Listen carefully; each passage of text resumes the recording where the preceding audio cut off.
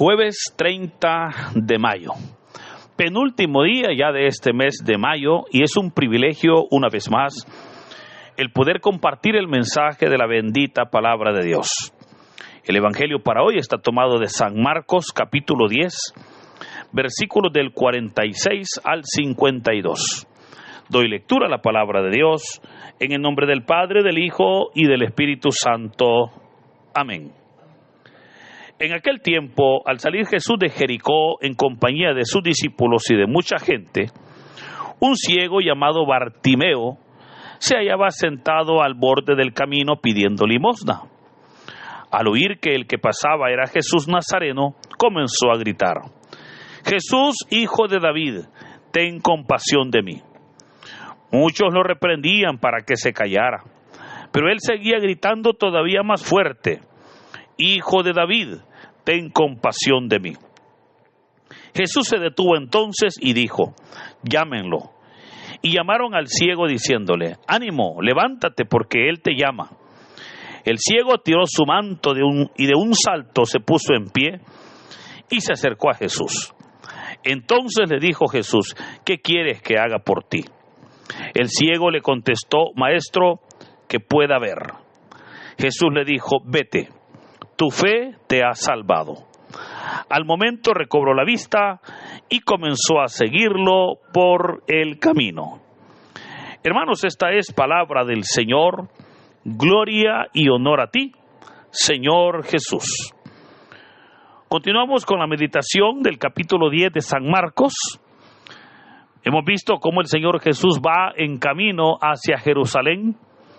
El día de ayer se nos decía que Jesús se les adelantaba e iba enseñando a sus discípulos que Él se dirigía a Jerusalén, donde lo iban a capturar, donde lo iban a torturar, ¿verdad? Lo iban a golpear, lo iban a entregar a los rabinos, luego lo iban a entregar a los paganos y estos lo iban a crucificar. Hoy, en el relato, pues continúa que el Señor llega a Jericó. Esa noche permanece, ¿verdad?, en casa de Zaqueo. Hoy el relato donde lo retomamos continúa. Jesús está ya saliendo de Jericó. Jericó, hermanos, era una ciudad que quedaba en la ruta del camino hacia Jerusalén. Era una ciudad, pues, que estaba a 40 kilómetros de Jerusalén. Y pues era en esa ruta la cual era muy transitada, porque era uno de los caminos que era utilizado desde la región de Galilea para llegar a Jerusalén. Ahora, por ser un camino muy transitado, de mucho comercio, abundaban, los ladrones, ¿verdad? Por eso es que en esta ruta se va a describir aquella parábola del Señor Jesús con el buen samaritano. Pero también abundaban las personas que se ponían a la orilla de los caminos para vivir de la mendicidad. Ellos permanecían ahí esperando pues una ayuda, ¿verdad? Una ayuda económica, alguna limosna de parte de los transeúntes, de parte de las personas que se dirigían hacia Jerusalén. Pues hoy se nos dice que entre toda esa gente que estaba ahí esperando una ayuda, aparece un ciego llamado Bartimeo. Llama la atención, hermanos, que el evangelista nos presente hasta el nombre de este ciego.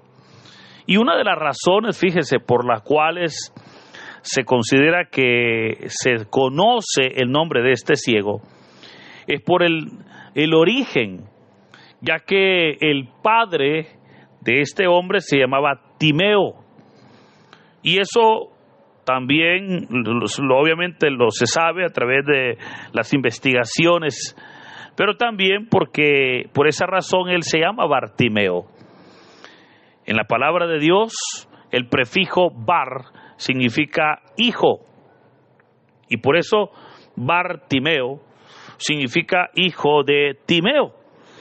Pues este hombre estaba ciego y se sentaba, dice, al borde del camino pidiendo alguna limosna. Quiero recordarle que en Israel habían muchas personas que vivían de la mendicidad, y no necesariamente por la enfermedad que poseían, porque hoy en día pues hay personas, ¿verdad?, con problemas de visión, ¿verdad? Algunas personas pues tienen una visión escasa, y me refiero al tema físico, pero pues son personas que han aprendido a defenderse, ¿verdad? Tenemos métodos de lectura como el método Morse, por ejemplo, ¿verdad? O pues hay diversos métodos que ahora se trabajan con este tipo de personas con visión escasa.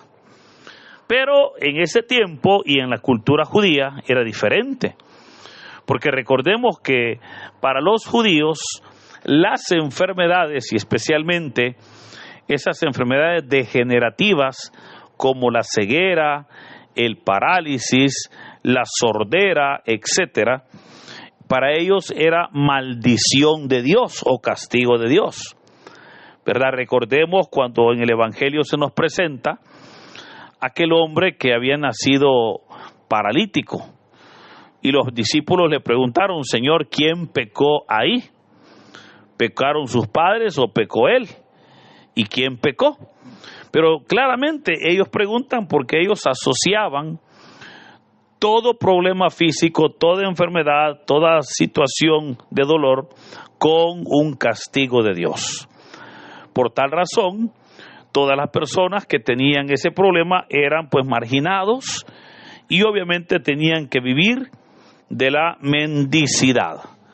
Este hombre llamado Bartimeo dice que al escuchar que era Jesús el que pasaba por ahí, él comienza a gritar, o sea, él va a aprovechar el momento, y comenzó a gritar: Jesús, hijo de David, ten compasión de mí. Fíjese que llama la atención cómo este ciego Bartimeo le habla al Señor Jesús. Porque, hermano, a Jesús muchas personas se le acercaban, pero cada uno le hablaba o se refería a él de diversas maneras. Los fariseos, por ejemplo, le llamaban maestro, aunque no lo aceptaban como maestro, pero frente a la gente, ellos le llamaban maestro. Hubo personas que le llamaban rabí, que en realidad es lo mismo. Hubo personas que le llamaban Jesús de Nazaret, ¿verdad? Porque era Jesús su nombre y su gentilicio, pues, o su origen era de Nazaret. Pero hubo personas, fíjese, que ya se acercaban a él y le decían Señor. Ese ya es un término de divinidad. Pero hoy vemos a este ciego que le llama Jesús, hijo de David. Y, hermano, de alguna manera el ciego conocía la promesa que Dios le había hecho a David, y que nosotros la encontramos en el segundo libro de Samuel, capítulo 7, versículos del 12 en adelante, donde Dios le prometió a David que siempre un descendiente suyo estaría en el trono de Israel. Por eso es que le dice: Jesús, hijo de David, ten compasión de mí. Pero en realidad, fíjese, decirle hijo de David era un término mesiánico. En realidad era un término bíblico mesiánico. Y por esa razón es que este hombre se refiere así al Señor. Luego continúa la palabra y nos dice que los que iban con Jesús lo regañaban para que se callara. Notemos que estas personas iban con el Señor Jesús, pero callaban al ciego para que no importunara a Jesús. Hermanos, así hay personas hoy en día que, estando caminando con Jesús, no dejan que otros se acerquen, y cuando alguien lo hace, lo callan, pues creen que el Señor es solo para ellos, o que a Jesús no hay que molestarlo pidiendo cosas muchas veces pequeñas para ellos. Por eso a este ciego lo callaban. Pero dice el texto que él se puso a gritar más fuerte, o sea, no se dejó callar. Él insistió y por eso le decía: Hijo de David, ten compasión de mí. Aquel ciego siguió gritando. Ahora, recuerde que en nuestra vida cristiana vamos a encontrarnos con dos clases de personas. Aquellos que nos callan, ¿verdad? Aquellas personas que nos dicen que no debemos de molestar al maestro. Aquellos que nos dicen que lo que le pedimos al Señor es imposible, que seamos más realistas. O con aquellas personas que nos van a animar, que nos van a dar ánimos para que podamos nosotros seguir en nuestra comunión, en nuestra oración con el Señor. Ante esa insistencia, dice la palabra que el Señor se detuvo y dijo: llámenlo. Y llamaron al ciego, le dijeron: ánimo, levántate, porque Él te llama. Y fíjese que aquí hay un dato bien interesante, bien bonito, porque dice la palabra: el ciego tiró su manto y de un solo salto se puso en pie y se acercó a Jesús. Ese manto fue el mismo Moisés quien lo ordenó, y que lo tenemos nosotros en el libro de Levítico, cuando dijo que toda persona que fuera un enfermo o que estuviera enfermo y que vivía de la mendicidad, debía de cargar ese manto, y que en todo momento ese manto tenía que usarlo. Ese manto, que era pues un manto, muchas veces unos harapos, ¿verdad?, encima de la persona, porque recuerde, ellos vivían en los montes. Entonces ese manto era como el distintivo que esa persona era un mendigo, que esa persona era un enfermo, que tenía alguna enfermedad. Y dice la palabra que solo se podía quitar el manto hasta que el enfermo sanara. Pero aquí veamos cómo el ciego tira su manto. O sea, él sabía de que ya no lo iba a necesitar.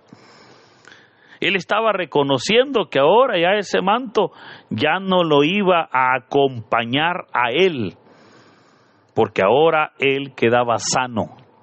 Pero note, ahí comienza la fe, ¿verdad?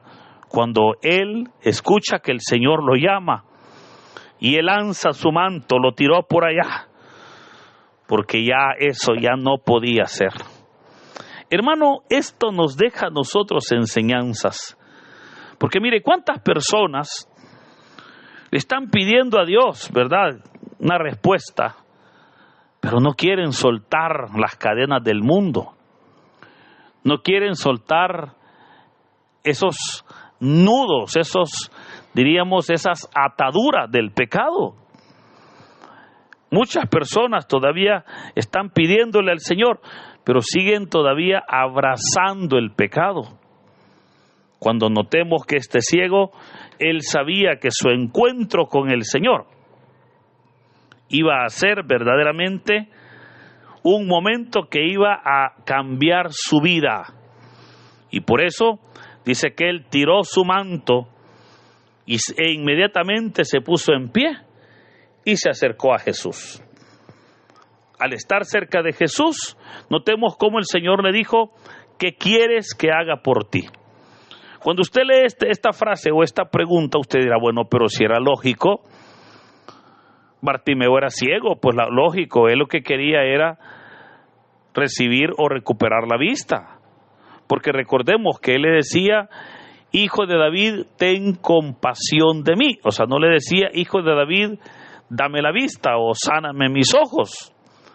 Entonces, claro, era necesario pues preguntarle, ¿verdad?, qué era lo que él quería. Pero la pregunta va más allá, fíjese, de una simple pues de una simple pregunta, de una simple interrogante hacia el ciego. Y la pregunta iba también para saber si en verdad Bartimeo quería dejar aquella vida y obviamente quería comenzar a ver. Digo esto porque muchas personas en algún momento hacen hasta su modo de vivir la discapacidad, ¿verdad? Muchas personas se adaptan, se acomodan a la discapacidad, ¿verdad? Esa pregunta fue la misma que el Señor Jesús le hizo también a aquel paralítico en el estanque de Betesda, cuando Jesús llega y le dijo: ¿qué quieres que yo haga por ti? Y decíamos en esa ocasión, bueno, pero era lógico, si el hombre lo que quería era sanarse. Sí, pero ¿qué tal si ya se había acostumbrado, ya se sentía cómodo, ¿verdad? Porque hay personas que se acomodan, fíjese, se acomodan hasta el pecado, hermano, y ya su pecado ya no lo ven como pecado, ya lo ven normal. Jesús ahora le está preguntando a Bartimeo: ¿qué quieres que haga por ti? Y él le contestó: que pueda ver. Y es ahí donde dice la palabra que el Señor le dijo: vete, tu fe te ha salvado. Notemos cómo el Señor le está diciendo que ha sido la fe de aquel hombre que le había dado el milagro. Porque, hermanos, la fe es esa llave que abre los milagros. La fe es esa llave que hace posible la respuesta de Dios. Bien lo dice la palabra, que sin fe es imposible agradar a Dios. Y yo creo que es importante que en nuestros tiempos nosotros verdaderamente seamos hombres y mujeres de fe. Lo he repetido en varias ocasiones y lo vuelvo a decir. Considero que estamos viviendo crisis de fe, porque mucha gente hoy en día no cree. Muchas personas hoy en día, tristemente, viven por lo que ven y no por lo que creen. Pero es un tiempo especial también para que comencemos nosotros a despertar, a levantarnos en fe, para que podamos ver las maravillas que el Señor tiene preparada para nosotros. Pero el otro punto interesante también es que le dijo: tu fe te ha salvado.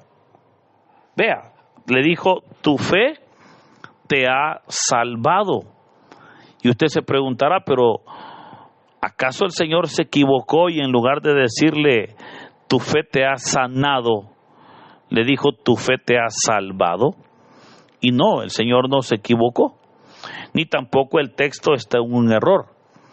Lo que sucede es que en el hebreo el término sanar es el mismo término que se utiliza para salvar. Y eso, hermanos, es lo que en realidad significa una sanación para nosotros.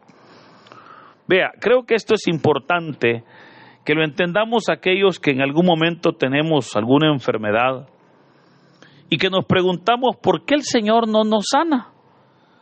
Hay personas que dicen: mire, pero yo le pido a Dios que me sane y yo no sé cuándo, pero yo no veo que el Señor me responda. Yo sé que me va a sanar algún día, pero pues aún hasta hoy no se ha llegado ese día. Y yo le puedo recordar: mire, ese día puede ser hoy, hermano. Ese día puede ser hoy, si el Señor hoy quiere sanarle. El problema es que usted pide por su dolor, por su problema físico.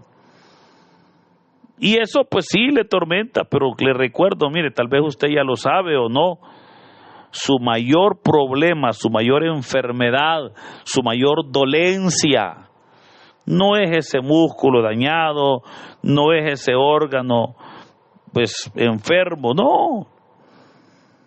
La mayor enfermedad del ser humano se llama pecado.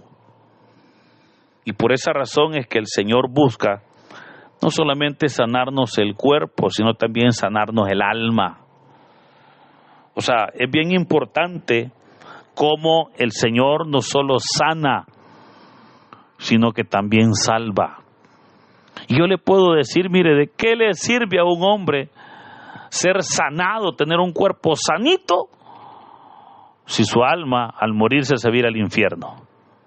¿De qué sirvió eso? Nada, no sirvió de nada. Por esa razón es que la obra que el Señor hace es una obra verdaderamente completa, es una obra perfecta. Por eso, de ahora en adelante, no solo pidamos por nuestra enfermedad, nuestro dolor, sino que también pidámosle para que el Señor nos sane, mire, de ese cáncer del odio, el cáncer de la soberbia, del orgullo, de la maldad, de la envidia, ese cáncer de la ira, ese cáncer de la venganza, todos esos cánceres, hermanos, que esos son la peor enfermedad que nos está matando. Quiera Dios que en este día verdaderamente seamos hombres y mujeres de Dios, pacíficos y por sobre todo, buscando siempre la sanación y la salvación de nuestras vidas. Que el Señor nos bendiga, en el nombre del Padre, del Hijo y del Espíritu Santo. Amén.